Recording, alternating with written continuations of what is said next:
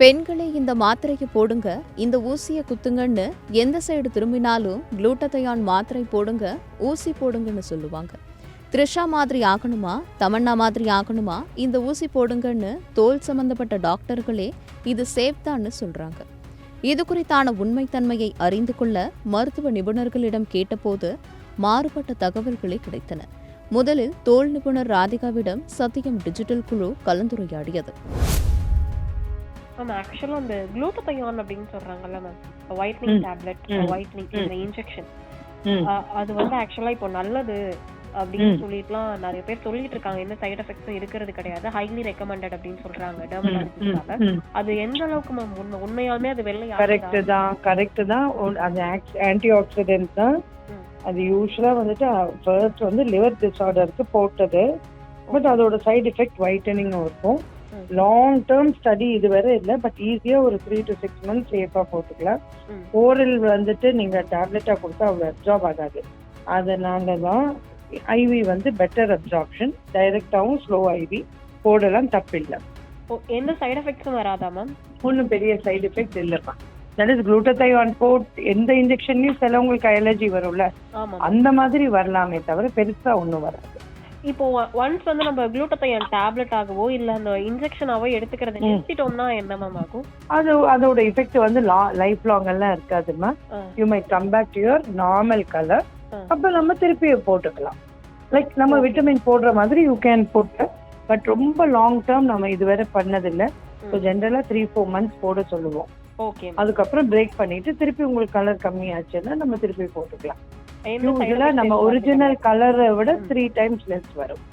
Okay ma'am. Once அதை நிறுத்திட்டோம்னா நம்ம normal கலருக்கு வந்து அதனால வந்து இன்னும் டார்க் எல்லாம் ஆக மாட்டோம், நார்மல் கலருக்கு வருவோம். Okay ma'am. Okay ma'am. Okay ma'am. Thank you so much. ஆனால் ஒருவரின் தோல் நிறம் மெலனின் என்னும் நிறமியின் அளவினை பொறுத்தே அமைகிறது. அதாவது மெலனின் என்னும் நிறமி அதிகமாக இருந்தால் தோல் நிறம் கருமையாக இருக்கும்.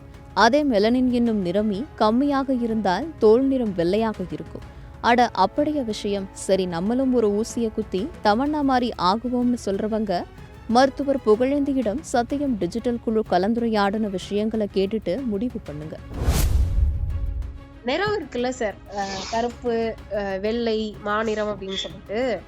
ஆமா, அதுல வந்து இந்த கருப்பா இருக்கவங்களோ மாநிறமா இருக்கவங்களோ வந்து வெள்ளை ஆகணும் அப்படின்னு சொல்லிட்டு அந்த குளூட்டதையான் அப்படிங்கிற ஒரு ஊசியையும் மாத்திரையும் எடுத்துக்கிறாங்க அப்படின்னு சொல்லிட்டு ஒரு செய்தி வந்துச்சு சார். அந்த செய்தி வந்து டெர்மட்டாலஜிஸ்டாலையும் டாக்டர்ஸாலையும் ஹைலி ரெக்கமெண்டட் அப்படின்னு சொல்லிட்டு செய்தி பார்த்தோம். உண்மையிலுமே இந்த குளூட்டதையான்ங்கிறது சேஃபா? அந்த விவரங்களை கொஞ்சம் சொன்னீங்கன்னா நல்லா இருக்கும். அழகு அப்படின்னா என்ன அப்படிங்கிறது வந்து தோல் நிலத்துலதான் இருக்கா அப்படிங்கிறது தான் வந்து இங்க இருக்கக்கூடிய முக்கியமான கேள்வி. இதே வந்து அதாவது இது வந்து என்ன சொல்றது, அப்ப கருப்பர்களா இருக்கவங்க வந்து அவங்க அழகே இல்லை அப்படிங்கிற மாதிரி அர்த்தமா? ரெண்டாவது வந்துன்னா தோல்ல வந்துன்னா இந்த மாதிரி கருப்பு மெலானின் பிக்மெண்ட் அப்படின்னு இருக்கிறது வந்துன்னா அது நம்ம உடம்புக்கு நல்லதா நல்லது இல்லையா? பரிணாம வளர்ச்சி எவல்யூஷன் இருக்கு பாத்தீங்களா, அதுல இந்த மாதிரி ஒரு தோல்ல வந்து இந்த நிறமிகள் இருக்கிறது வந்து நம்மளுக்கு நல்லதா கெட்டதா அப்படிங்கறதா. மெலனின் வந்து கம்மியா இருக்கவங்க வெள்ளையா இருப்பாங்க, மெலனின் அதிகமா இருக்கவங்க கருப்பா இருப்பாங்க. ஆனால் இங்க கேள்வி என்னன்னா அது உண்மை. ஆனால் மெலானின் இருக்கிறது உடம்புக்கு நல்லதா தேவையா அப்படிங்கறதா இங்க இருக்கக்கூடிய முக்கிய கேள்வி. இன்னொன்னு வந்து இந்த மெலானின் பிக்மெண்ட்ஸ் இருக்கிறது உடம்புக்கு நல்லதா இல்லையா? இப்ப நீங்க பாத்தீங்கன்னா நிச்சயமா வந்து தோல் கேன்சர் இருக்கு பாத்தீங்களா, ஸ்கின் கேன்சர், இது வந்து நிச்சயமா வந்து ஏன்னா புற ஊதா கதிர்கள், அல்ட்ரா வயலட் ரேடியேஷன், குறிப்பா அல்ட்ரா வயலட் பி ரேடியேஷன், இதெல்லாமே வந்து நீங்க பாத்தீங்கன்னா வந்து அதெல்லாம் வந்து நம்ம தொடர்ச்சியா அதிக இதுக்கு நம்மளுக்கு வந்து எக்ஸ்போஸ் ஆகணும்னு வச்சுக்கோங்களேன். அப்ப நிச்சயமா வந்துன்னா ஸ்கின் கேன்சர் வர முடியும், தோல்ல புற்றுநோய் வர முடியும். அப்ப இந்த புற்றுநோயுடைய தடுக்கக்கூடிய ஒரு தன்மை வந்து இந்த மெலானின் பிக்மெண்ட்ஸுக்கு இருக்கு.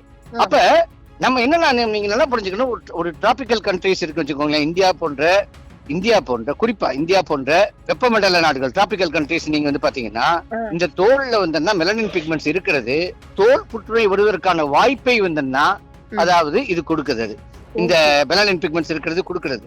நம்ம இன்ஜெக்ஷன் போட்டு அந்த மெலனின் பிக்மெண்ட்ஸ் அழிக்கிறது மூலமா தோல் சம்பந்தமான புற்றுநோய் நமக்கு ஏற்படுறதுக்கு கண்டிப்பா கண்டிப்பா கண்டிப்பா இருக்கு. இன்னொன்னு வந்துன்னா இல்ல இது வந்து ஒரு சைக்கலாஜிக்கல் இஷ்யூஸ் தானுங்க. நம்ம என்னன்னா பிறவியிலேயே நம்மளுக்கு வந்துன்னா அது ஏற்பட்டதா? இப்போ ஒரு பிறக்கிற குழந்தைக்கு வந்து கருப்பா சிவப்பான்னு பார்த்து வந்தா அதை பார்த்து தான் சிரிக்குதா? இல்ல. அப்ப இது வந்து என்னன்னா பிறவிலேயே வரக்கூடிய ஒரு குணம் கிடையாது அது. ஆனால் அதாவது இங்க சமூக மதிப்பீடுகள் இருக்கு பாத்தீங்களா, அதன் காரணமாக வரக்கூடிய ஒரு விஷயம் அது. தோலின் அடிப்படையில் வந்து ஒரு அழகு என்பதை தீர்மானிப்பது வந்து எவ்வளவு பெரிய தவறு அப்படிங்கறது தான் வந்து நம்ம புரிஞ்சுக்கணும். ஏன்னா அது உடம்பை பாதுகாக்குது அப்படின்னு அதை வந்து நம்ம அப்படி புரிஞ்சுக்கிட்டா அப்பதான் நம்மளுக்கு தெரியும். இப்ப நான் இன்னொரு ரிப்போர்ட் நான் சமீபமா பார்த்தேன். அது வேற இருந்தாலும் என்ன, நம்ம தோல் இருக்கு பாத்தீங்களா, இது வந்து விட்டமின் டி அப்படிங்கறத வந்து இப்ப அதை விட்டமின் சொல்றது இல்ல, இப்ப அதை ஹார்மோன் மாத்திட்டாங்க. விட்டமின் டி வந்து is no longer vitamin, it's a hormone. அதனுடைய சிந்தசிஸ்க்கு தோல் வந்து உதவி பண்ணுது. நம்ம எண்ணெய் தேய்ச்சி குளிக்கிறது வந்து அதை இன்னுமே கூட எண்ணெய் நம்ம தேய்க்கிறதுனால விட்டமின் டி வந்து இன்னும் எளிதா அதாவது உருவாகும் தோல்ல. அப்ப நீங்க பாத்தீங்கன்னா சென்னை போன்ற இடங்களிலே கூட 80% பேருக்கு விட்டமின் டி டிஃபிஷியன்சி இருக்குங்கிறது சமீபத்திய ஆய்வுகள் சொல்லுது. இதனால பல்வேறு உடல் உபாதைகள் வந்து அதுமே ஏற்படுது. குறிப்பா அங்கங்க வலி இருக்கிறது, ஒரு வீக்னஸ் அசதி இருக்கிறது, எல்லாமே இதனால ஏற்படும். ஆக நான் என்ன சொல்றேன்னா, செயற்கையாக இந்த மாதிரி பண்றது இது இருக்கு பாத்தீங்களா, இது எதுவுமே வந்தோம்னா சிறப்பான ஒன்றாக இருக்க முடியாது. இயற்கை கொடுத்த வரம் இருக்கு பாத்தீங்களா, அதற்கு காரணம் இல்லாம அந்த இயற்கை வந்து ஒண்ணு கொடுக்கல.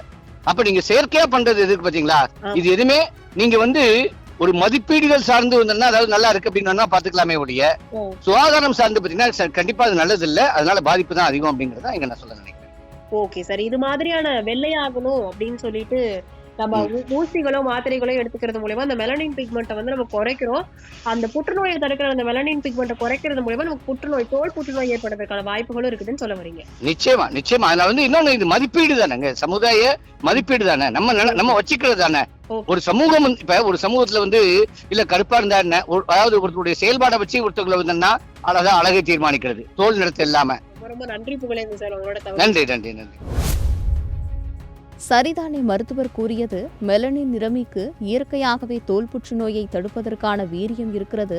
நாம் அதை ஊசி போட்டு அழித்து வெள்ளையானால் தோல் புற்றுநோய் ஏற்படுவதற்கான வாய்ப்புகள் அதிகம். Buy one get one free மாதிரி வெள்ளை தோலுக்கு ஆசைப்பட்டு தோல் புற்றுநோயும் தாக்குறதுக்கு வாய்ப்பு இருக்கு. இது போன்ற நிறைய பயனுள்ள தகவல்களை தெரிஞ்சுக்க சத்தியம் டிஜிட்டலோடு எப்பவும் இணைஞ்சிருங்க.